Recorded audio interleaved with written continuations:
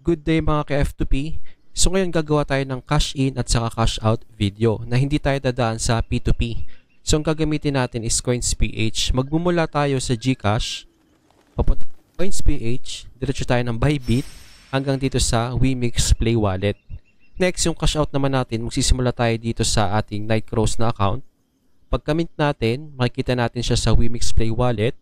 Tapos kapag hindi crow token ng inyong minint, kailangan mo ng Phoenix Dex.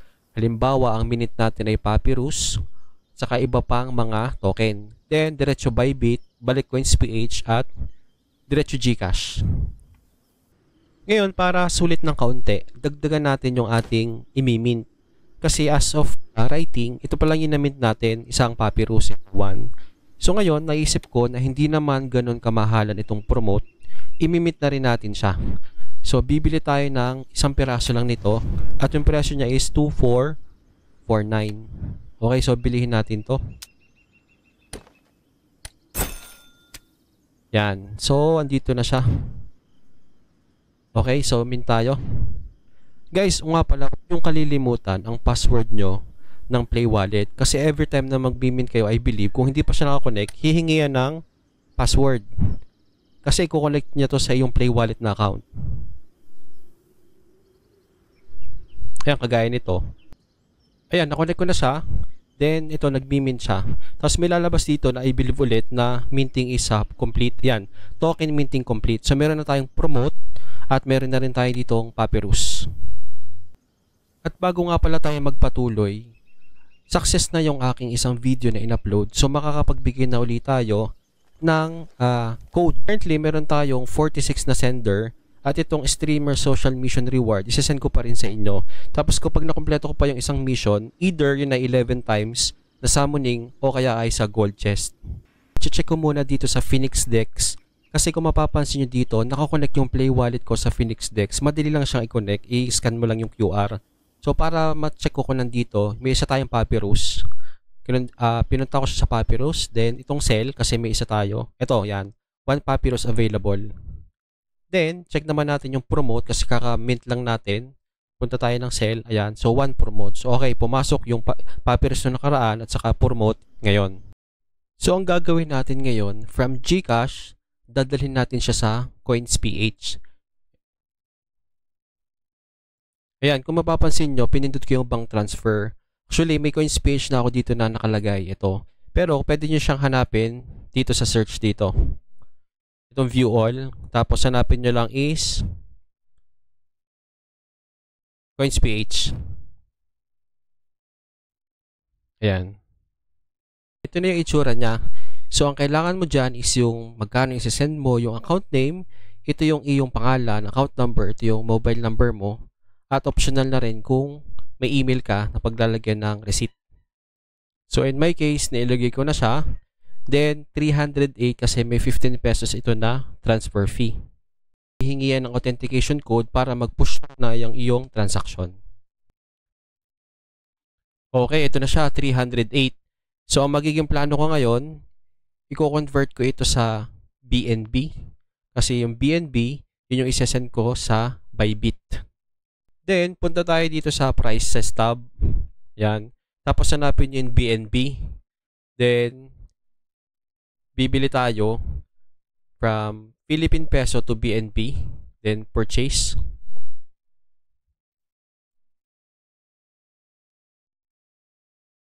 Okay, so from Coins.ph, since nasa BNB na siya, itatransfer na natin to sa Bybit.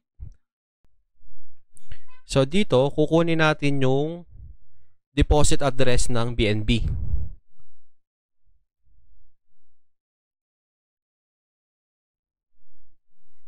Deposit crypto, clip BNB, tapos ikakopy natin yung BP20 address.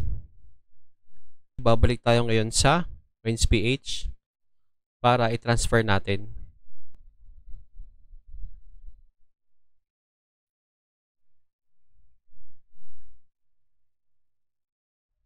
Send to external wallet. Tapos ipipaste natin dito yung address. Yan, tapos imamax ko na yung BNB. Then confirm. Yan, 1.28 yung balance ko. So madadagdagan yan. Kasi kulang nga eh, kulang yung sa akin. Kaya ako nag-deposit uli para madagdagan siya. Ayun, okay na. So ngayon, from funding, i-convert ko ito sa spot.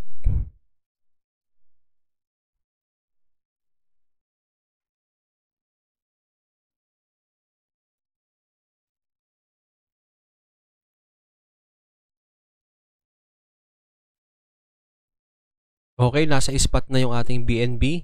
Ngayon itong BNB, ibebenta ko into USDT. And USDT, bibili tayo ng Wemix. So BNB, pipindutin ko na lang yung sell. Tapos hindi na siya sa limit kundi sa market para diretsong benta. Tapos sell BNB. Okay, BNB to USDT. Okay, since nasa USDT na siya, 4.98, ibibili ko naman ito ngayon ng Wemix. Ayan. Tapos ang pipindutin ko na lang ay market pa din. Ito market para mabili agad. Hindi na ako mag-aantay.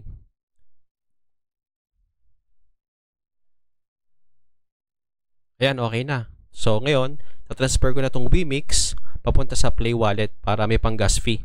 Kahit malaki naman yan, okay lang din kasi pwede ko na i-withdraw ulit yung pabalik.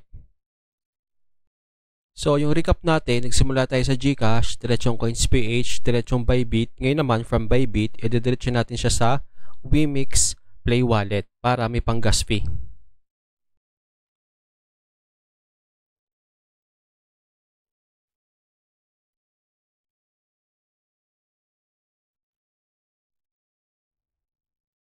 Tapos, kinuha natin yung address from Wemix para i-deposito natin yon. Dito naman sa Bybit, i-withdraw natin.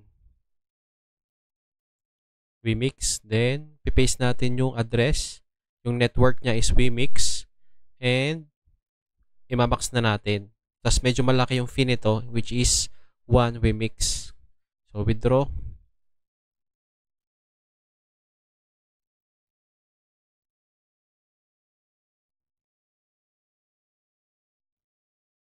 Kasi hingi siya ng email verification at Google Authenticator. Kailangan ko to para secured ang account. Tapos okay, balik na tayo sa Play Wallet.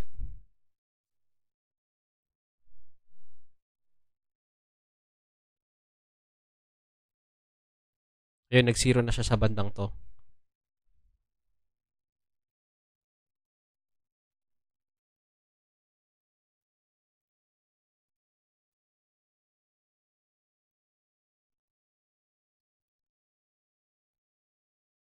Ayun, nag-reflect na siya. Makikita niyo siya dito sa Wemix mismo.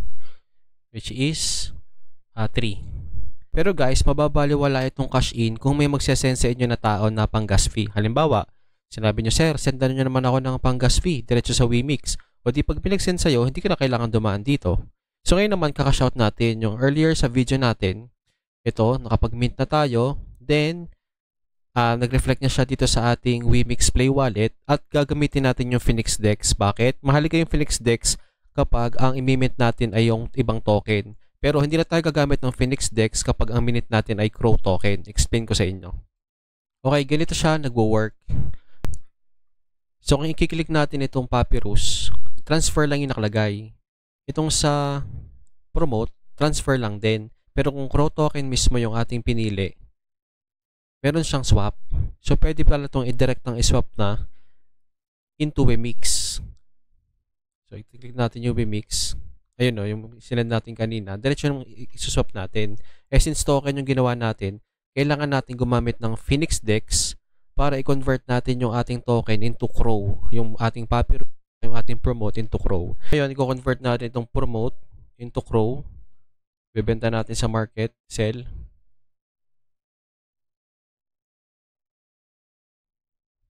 Then connect Play Wallet natin once na mabenta. Allow. Then makakailangan to ng password. Connect mo lang uli. Then go. Tapos refresh nyo lang. Guys, pwede itong makailang ulit. Kasi minsan hindi siya kumakagat kahit 3 o 4 na ulit gawin nyo. Hanggang sa mag-reflect na siya. Ayan, into Crow token na. Para ma-convert natin into Wemix. Kasi Crow token lang ang pwedeng may direktang swap. Yung ibang token nga wala. Tapos, convert na natin to into Wemix. Swap pala, swap. Lahat ng balance, then swap na. Tapos another password ulit. Kaya mahalaga na huwag nyo makalimutan ng password ng inyong Play Wallet. Then complete na. Okay, nasa Wemix na siya lahat. Then ngayon, from Wemix, de-deposito na natin siya sa Bybit. Tapos, deposit. Copy nyo lang ang address. Hanapin natin ang Wemix.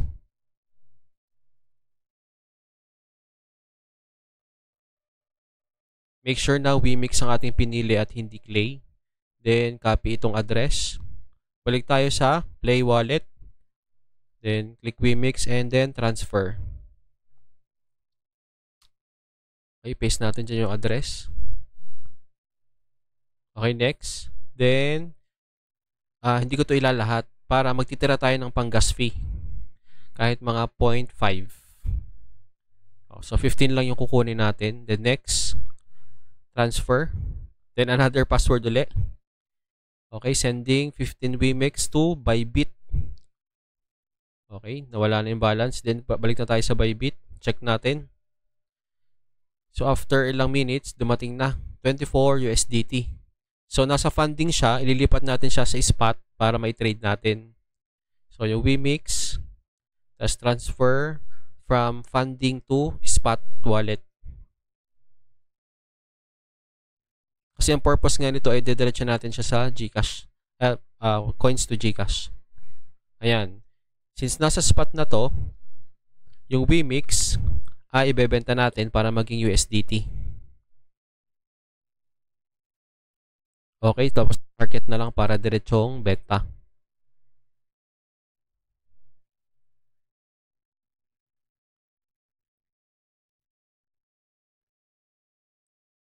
Okay, USDT na siya. Guys, pwedeng i-withdraw nyo na to through USDT, so P2P. Kaya lang gagawin ko ngayon is CoinsPH. Ito namang USDT, pwede kong i-direct ang transfer na to sa CoinsPH. Kaya lang, mahal ng transfer na USDT, I believe 1 o 50 pesos. 1 USDT o 50 pesos. So, i-convert ko na lang to again sa BNB para mas maliit yung fee. So, bibili ako ng BNB gamit ang USDT. Buy. Tapos, ito ay market price pa rin para diretso na agad.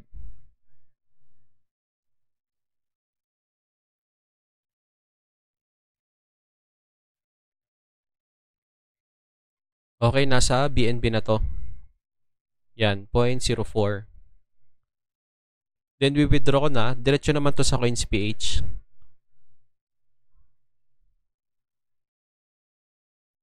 Yan, kakopy ko sa CoinsPH naman yung address ng BNB.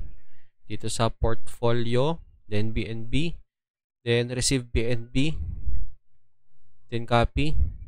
Tapos, balik tayo sa Bybit. Pipaste ko lang dito. Make sure na Binance BSC BEP20. Then, we-withdraw ko na lahat. Max. Then, nasa spot naman. Okay. Pansin nyo, nasa spot. Pwede palang mag-withdraw gamit ang funding. Pero, syempre, nasanay na ako ng spot. So, tuloy na rin. Tapos, mga kailangan to ng verification sa email at Google Authenticator. Nilagyan ko talaga yan para safe. Then, okay. Tapos, wait na lang natin to ngayon na mag-reflect sa ating CoinsPH.